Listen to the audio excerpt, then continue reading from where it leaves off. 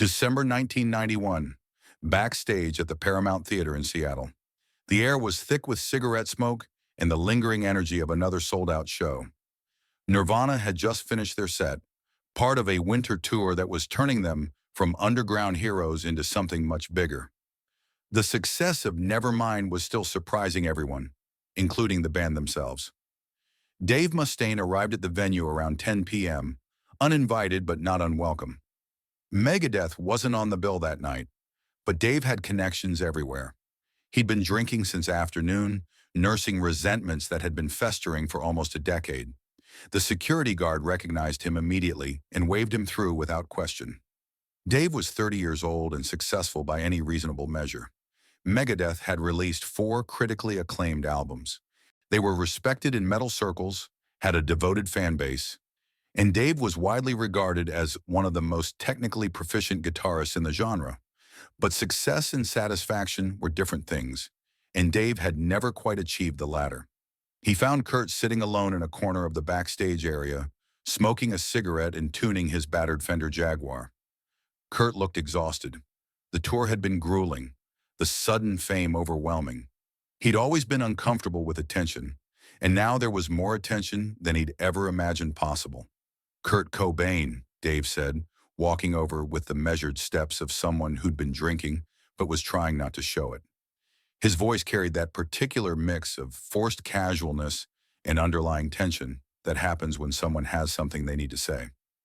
Kurt looked up briefly, nodded in acknowledgement, then went back to tuning his guitar. He wasn't being rude, he just wasn't much for small talk, especially when he was tired. "Dave Mustaine," Dave said, extending his hand. "Megadeth." "I know who you are," Kurt replied quietly, shaking the offered hand without looking up from his guitar. His voice was soft, almost whispered, the way it always was in conversation. Dave pulled up a chair and sat down uninvited. There was something he needed to get off his chest, something that had been eating at him since Nevermind started climbing the charts. He'd rehearsed this conversation in his head dozens of times over the past few months. "Hell of a show tonight," Dave said, trying to ease into whatever he really wanted to talk about. Kurt nodded but didn't respond verbally. He played a few quiet chords, checking the intonation, making micro-adjustments. The guitar was beat up, scarred from years of use and abuse, but it stayed in tune better than instruments costing 10 times as much. Dave watched Kurt's fingers work the fretboard. Even in this casual moment, there was something hypnotic about the way Kurt played. Not technically complex, but somehow compelling. It was a quality Dave had noticed in other great musicians, the ability to make simple things sound profound. "You know," Dave said, his voice taking on a slightly harder edge, "I've been thinking about success lately, about timing, about how sometimes the right thing happens to the wrong person at the wrong time." Kurt continued playing, giving no indication that he was particularly interested in Dave's philosophical musings, but he was listening. Kurt was always listening, even when he seemed distracted. Dave leaned forward, his elbows on his knees. The alcohol was making him bolder than usual, loosening the restraints he normally kept on his resentments. "I was in Metallica, you know, before they got big, before they became the biggest metal band in the world. I wrote some of their most important early stuff. The Four Horsemen, Jump in the Fire, parts of Master of Puppets. And then they kicked me out." Kurt stopped playing and looked at Dave directly for the first time since he'd sat down. There was no judgment in his expression, just attention. Kurt understood being kicked out of things, being dismissed, being told you weren't good enough. "They said I had a drinking problem," Dave continued with a bitter laugh. "Said I was unreliable. Said they needed someone more stable. And maybe they were right about some of that. But they also knew I was better than them. I was the best guitarist they'd ever had, and they knew it. They were afraid of that." Dave's voice was getting louder, more intense. Other people in the backstage area were starting to notice the conversation, but Dave didn't care. He'd been carrying this weight for 8 years, and tonight it felt particularly heavy. "So they replaced me with Kirk Hammett. Good guitarist, don't get me wrong, but not me. And then they went on to become the biggest thing in metal. Master of Puppets. And Justice for all of it. That should have been my success story. That should have been my legacy." Kurt set his guitar aside and gave Dave his full attention. Still no judgment, just quiet focus. There was something about Kurt's presence that made people want to tell him things, to unburden themselves.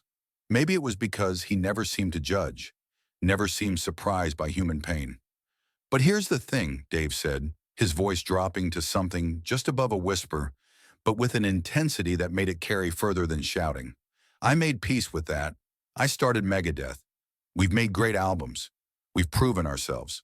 I thought I'd gotten past the whole Metallica thing. Dave stood up suddenly, started pacing in the small space between chairs and equipment cases. His movements were agitated, restless, like a caged animal. But then you guys came along, he said, turning to face Kurt directly, and suddenly everyone's talking about how grunge is the new thing, how metal is dead, how what you're doing is more real, more authentic than what bands like mine have been doing for years. Kurt's expression didn't change, but something shifted in his posture. He'd heard this criticism before, from metal musicians who felt like grunge was somehow stealing their audience, diminishing their achievements.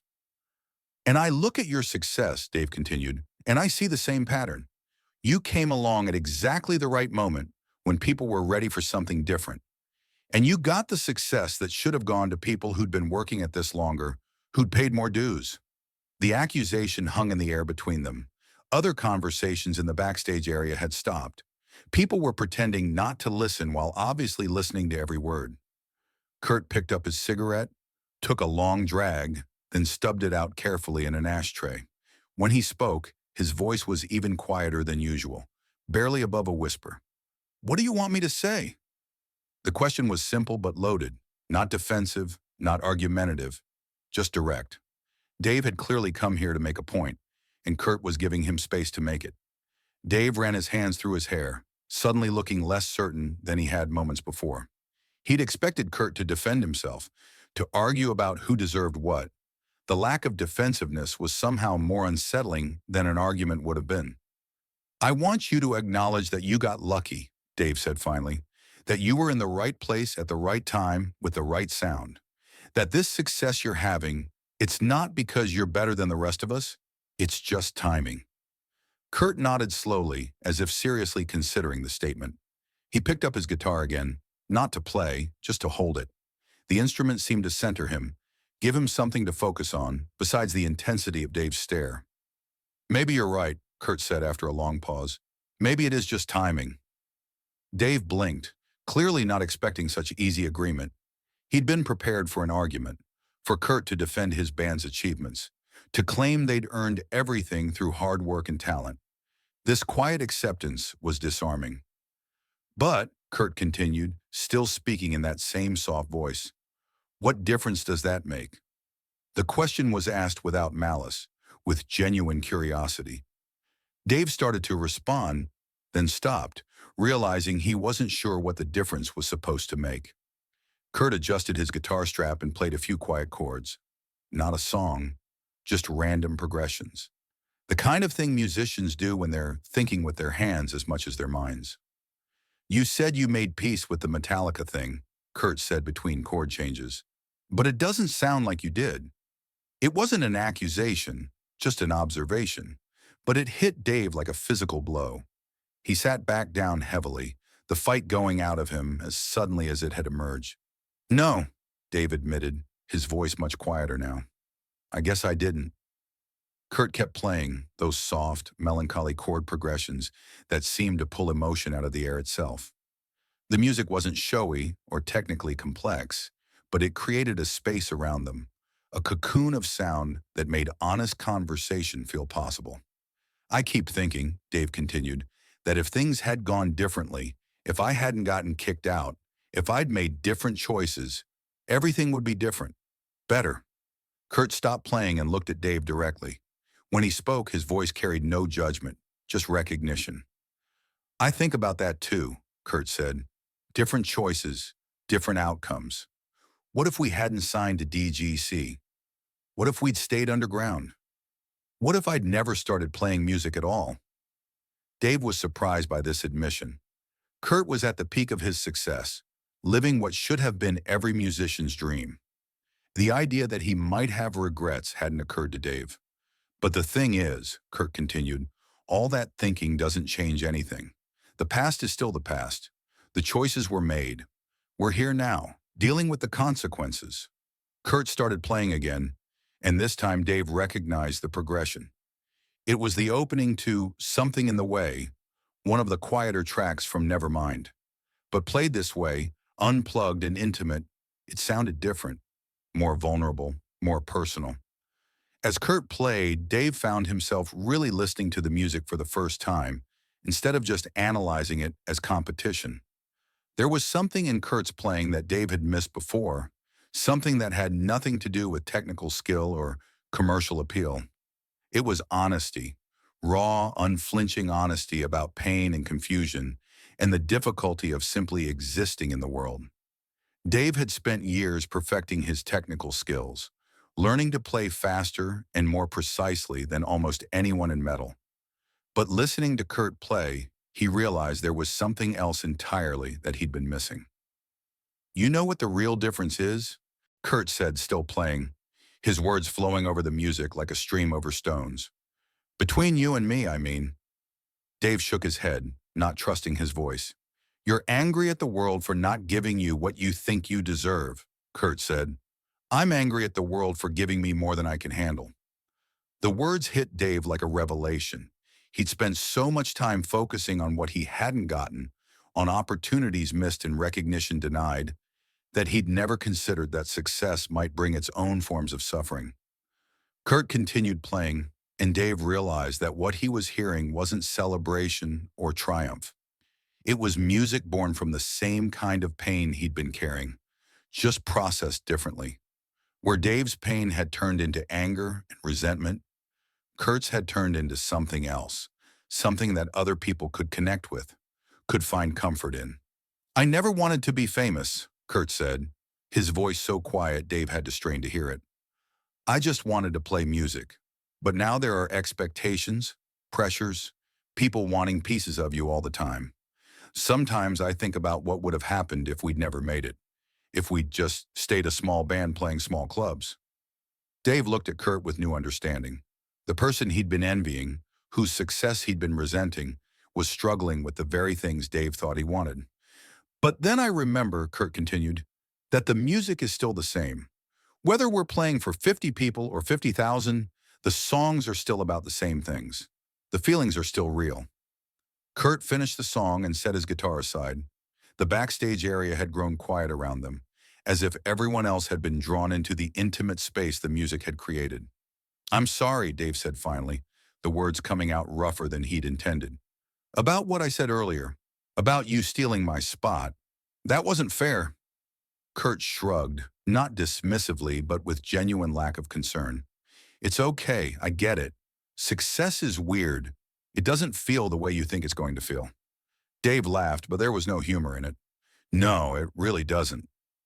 They sat in comfortable silence for a moment, two musicians who'd found common ground in the most unexpected way. The anger Dave had been carrying, the resentment that had driven him to this confrontation, had somehow dissolved during Kurt's quiet performance. Can I ask you something? Dave said. Kurt nodded. How do you deal with it? The pressure, the expectations, all of it? Kurt was quiet for a long time, thinking. When he answered, his voice was thoughtful, searching. I don't know if I do deal with it, he said honestly. Some days are better than others. Some days I just want to disappear. But then I remember that the music helped me when I was growing up, when everything felt impossible. And maybe it helps other people too. Maybe that's enough. Dave felt something shift inside his chest. A loosening of tension he'd been carrying for so long, he'd forgotten what it felt like to be without it.